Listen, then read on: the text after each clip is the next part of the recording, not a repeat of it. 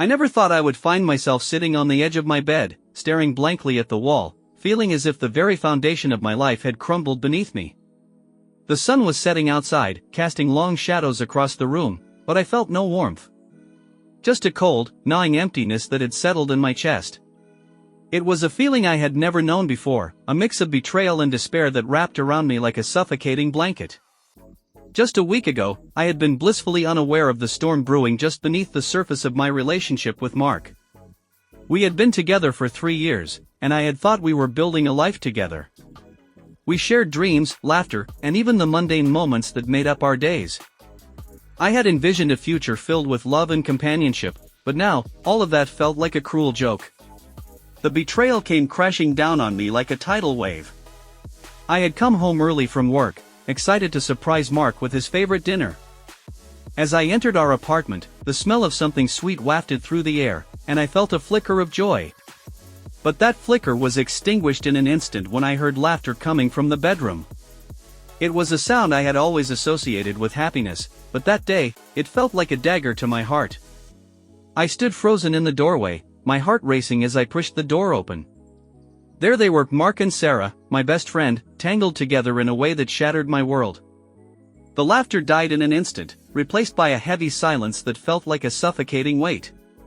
I could hardly process what I was seeing. My mind raced, trying to make sense of the betrayal that was unfolding before me. "Jess," Mark started, but I couldn't bear to hear his voice. I turned on my heel and fled the apartment, my heart pounding in my chest. I didn't know where I was going, I just needed to escape. I stumbled down the street, tears streaming down my face, feeling as if the ground beneath me was shifting. The pain was unbearable.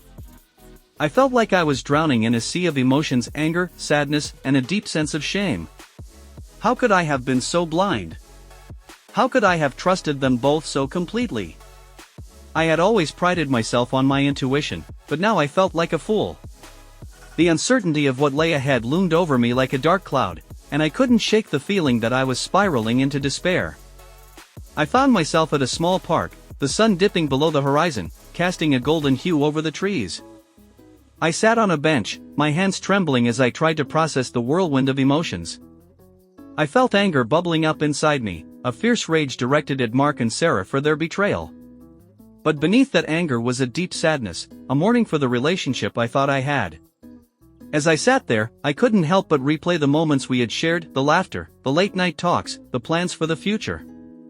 Each memory felt like a knife twisting in my heart. I had given them my trust, my love, and now it felt like it had all been thrown away. I felt ashamed for not seeing the signs, for believing in something that had been a lie. But as the sun set and darkness enveloped the park, I felt a flicker of something else, an ember of strength buried deep within me. I realized that I had a choice. I could let this betrayal consume me, or I could rise from the ashes of my shattered trust. The thought was both terrifying and exhilarating. I took a deep breath, feeling the cool night air fill my lungs. I didn't know what the future held, but I knew I had to find a way to reclaim my life. I had to confront the pain, to face the anger and sadness head-on. It wouldn't be easy, but I was determined to find my way back to myself. As I stood up from the bench, I felt a sense of resolve wash over me. I would not let this betrayal define me. I would find the strength within myself to heal, to forgive, not for them, but for me. I would reclaim my life, piece by piece, and emerge stronger than before. The journey ahead would be long and fraught with challenges, but I was ready to take the first step.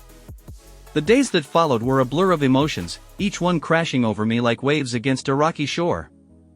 I found myself oscillating between anger and sadness, often feeling like I was caught in a tempest with no way out. I had moved in with my sister, Mia, who welcomed me with open arms and a comforting embrace.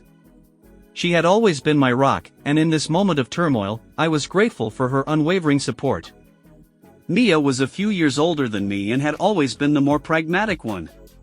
She had a way of cutting through the chaos with her calm demeanor and practical advice. As I sat on her couch, wrapped in a blanket, she handed me a cup of tea and sat down beside me. "You need to talk about it, Jess," she said gently, her eyes filled with concern. I took a sip of the warm tea, feeling the heat seep into my bones. I don't even know where to start, I admitted, my voice barely above a whisper. The thought of recounting the betrayal felt like a weight pressing down on my chest. Start with how you feel, she encouraged, her tone soothing. I closed my eyes, trying to gather my thoughts. I feel betrayed. Angry. Sad. I thought I knew Mark, and I thought I could trust him. But now, I feel like I don't even know who I am anymore.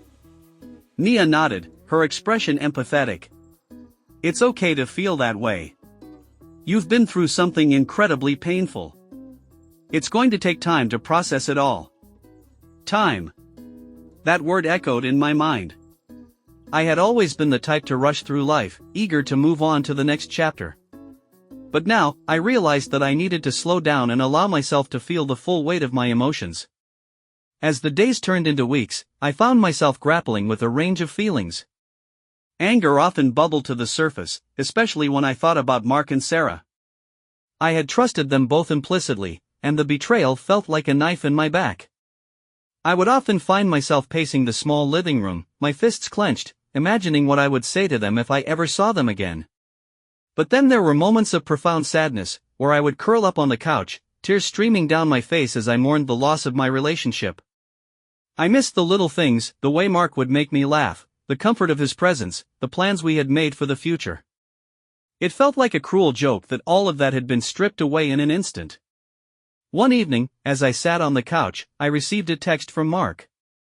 My heart raced as I read the words, a mix of anger and temptation flooding through me. He wanted to talk. Part of me wanted to scream at him, to tell him how much he had hurt me, but another part of me was curious.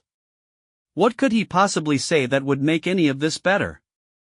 I stared at the screen, my thumb hovering over the keyboard. I felt a surge of uncertainty. Should I respond? Should I confront him? I knew that talking to him would only open old wounds, but the temptation to hear his side of the story was strong. After a long internal battle, I decided to ignore the message. I wasn't ready to face him yet. I needed to focus on myself, to heal without the added weight of his words. As the weeks passed, I began to find solace in small things. I started journaling, pouring my thoughts and feelings onto the pages. It became a cathartic release, a way to process the whirlwind of emotions that had taken over my life. I wrote about my anger, my sadness, and even my moments of clarity. I began to see patterns in my feelings, and slowly, I started to understand that healing was not a linear process. I also began to explore new hobbies. I signed up for a pottery class, something I had always wanted to try but never had the time for. The act of molding clay with my hands became a form of therapy. Each piece I created was a reflection of my journey, some were rough and uneven, while others took shape beautifully. It was a reminder that, like the clay, I too could be reshaped and molded into something new. One evening, as I sat at the pottery wheel, I felt a sense of peace wash over me. I was no longer just a victim of betrayal, I was reclaiming my identity. I was learning to find joy in the present moment, to appreciate the beauty of creation, and to embrace the uncertainty of the future. But just as I began to feel a glimmer of hope, the anger would resurface. I would find myself daydreaming about confronting Mark, imagining the look on his face when I told him how much he had hurt me. I wanted him to understand the depth of my pain, to feel the weight of the betrayal he had inflicted upon me. I wanted him to know that I was not just some fleeting chapter in his life, I was a person with dreams, aspirations, and a heart that had been shattered. One night, as I lay in bed, the moonlight streaming through the window, I found myself staring at the ceiling, my mind racing. I thought about the moments we had shared, the laughter that had once filled our home, and the plans we had made for the future. It felt surreal that all of that could be reduced to a single moment of betrayal. I felt a surge of anger rise within me, and I sat up, my heart pounding. I grabbed my phone and typed out a message to Mark. We need to talk. My fingers hovered over the send button, and for a moment, I hesitated. Was I ready to face him? Did I really want to open that door again? But the anger was too strong, and I pressed send before I could second-guess myself. The next day, I received a response almost immediately. Can we meet at our usual spot? My heart raced at the thought of seeing him again. I had imagined this moment countless times, but now that it was real, I felt a mix of dread and anticipation. I agreed to meet him at the small cafe where we had spent so many afternoons together. As I walked there, my heart pounded in my chest, each step feeling heavier than the last. I was filled with a sense of uncertainty, wondering what I would say and how he would react. When I arrived, I spotted him sitting at a table in the corner, his head down as he fiddled with his phone. He looked up as I approached, and for a moment, I saw a flicker of regret in his eyes. I took a deep breath, steeling myself for the confrontation. "Jess," he said softly, his voice barely above a whisper. "Mark," I replied, my tone steady despite the whirlwind of emotions inside me. I sat down across from him, and the silence stretched between us like a chasm. "I'm really sorry for everything," he began, his eyes searching mine. "I know I hurt you, and I can't express how much I regret it." I felt a surge of anger at his words. "Regret? Is that all you have to say? You betrayed me, Mark. You betrayed our relationship and our trust." He looked down, his shoulders slumping. "I know. I messed up. I was stupid, and I didn't think about the consequences. I never meant to hurt you." "Then why did you?" I pressed, my voice rising. "Why did you choose to be with Sarah? You knew how much she meant to me." "I don't have an excuse," he admitted, his voice cracking. "It was a moment of weakness. I was confused, and I didn't know how to handle it. But I love you, Jess. I always have." His words hung in the air, and I felt a mix of emotions swirling within me. Part of me wanted to believe him, to cling to the remnants of the love we had shared. But another part of me was screaming in anger, reminding me of the pain he had caused. "I don't know if I can forgive you," I said finally, my voice trembling. "You shattered my trust, and I don't know if I can ever see you the same way again." "I understand," he replied, his eyes filled with remorse. "I just want you to know that I'm willing to do whatever it takes to make things right. I'll give you space, but I hope you can find it in your heart to forgive me one day." As I looked into his eyes, I saw a flicker of the man I had once loved, but it was overshadowed by the betrayal that had changed everything. I felt a wave of sadness wash over me, and I realized that I was not ready to forgive him. "Not yet. I need time," I said, my voice steady. "I need to figure out who I am without you. I can't just jump back into this." He nodded, his expression pained. "I understand. I'll respect your decision." We sat in silence for a moment, the weight of our conversation hanging heavily between us. I felt a mix of relief and sadness, knowing that I had confronted him but also realizing that the road to healing would be long and difficult. As I left the cafe, I felt a sense of clarity wash over me. I had faced my anger, my pain, and my uncertainty head-on. I had taken a step toward reclaiming my life, and while the journey ahead was still fraught with challenges, I felt a flicker of hope. In the days that followed, I found myself navigating the aftermath of that conversation with Mark. The weight of our encounter lingered in my mind, a constant reminder of the betrayal and the unresolved feelings that still churned within me. I had taken a step toward confronting my pain, but I knew that the journey to healing was far from over. Mia continued to be my anchor during this tumultuous time. She encouraged me to express my feelings, whether through journaling, art, or simply talking it out. One evening, as we sat on the couch together, I shared my thoughts about the conversation with Mark. "I feel so conflicted," I admitted, my voice trembling. "Part of me wants to forgive him, to believe that he can change. But another part of me is still so angry." "That's completely normal, Jess," Mia replied, her tone gentle. "Healing isn't linear. It's okay to feel a mix of emotions. Just give yourself the space to feel them." I took her advice to heart. I began to explore my feelings more deeply, allowing myself to sit with the anger and sadness instead of pushing them away. I found solace in my pottery classes, where I could channel my emotions into creating something tangible.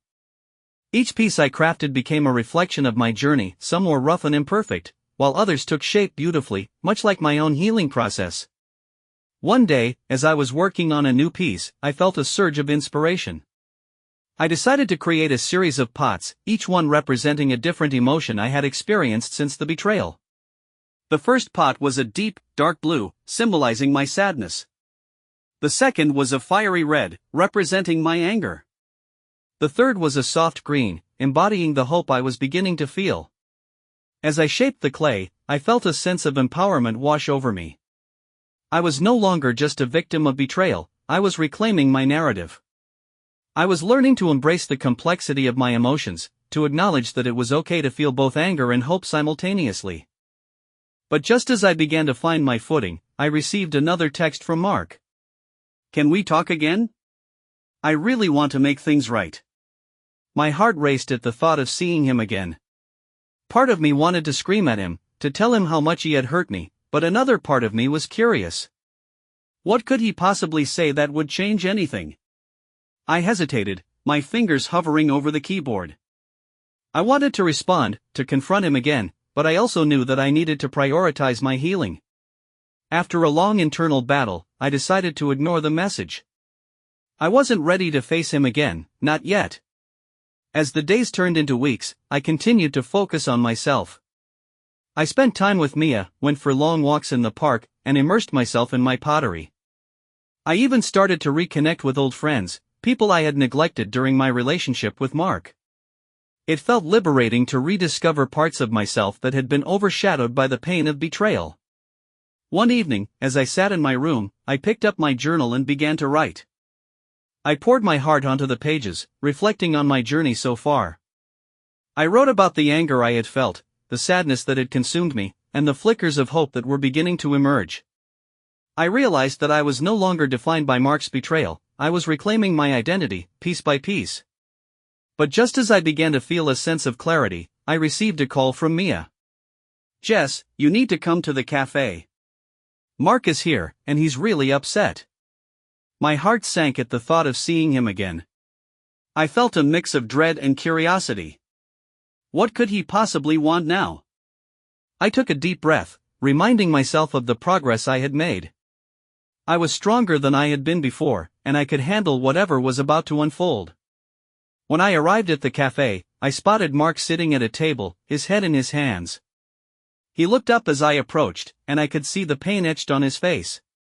"Jess, I'm so sorry for everything," he said, his voice trembling. "I've been doing a lot of thinking, and I realize how much I've hurt you.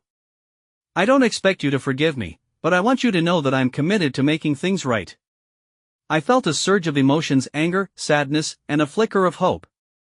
"Mark, I don't know if I can forgive you," I replied, my voice steady. "You shattered my trust, and it's going to take time for me to heal."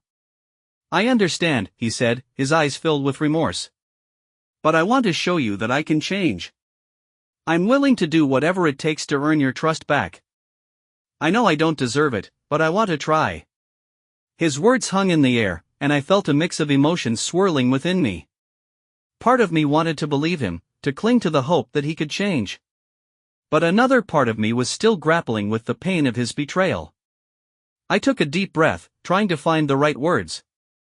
"Mark, I appreciate that you're willing to put in the effort, but I need to be honest with you. I'm not the same person I was before. I've been working on myself, and I'm learning to find strength within me that I didn't know existed. I can't just jump back into this." He nodded, his expression pained but understanding.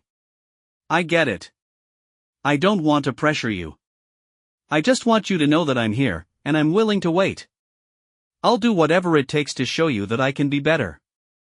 As I looked into his eyes, I saw a flicker of the man I had once loved, but it was overshadowed by the betrayal that had changed everything. I felt a wave of sadness wash over me, and I realized that I was not ready to forgive him. "Not yet. I need time," I said, my voice steady. "I need to figure out who I am without you. I can't just jump back into this." He nodded, his expression pained. "I understand. I'll respect your decision." We sat in silence for a moment, the weight of our conversation hanging heavily between us. I felt a mix of relief and sadness, knowing that I had confronted him but also realizing that the road to healing would be long and difficult. As I left the cafe, I felt a sense of clarity wash over me. I had faced my anger, my pain, and my uncertainty head-on. I had taken a step toward reclaiming my life, and while the journey ahead was still fraught with challenges, I felt a flicker of hope. In the weeks that followed, I continued to focus on my healing.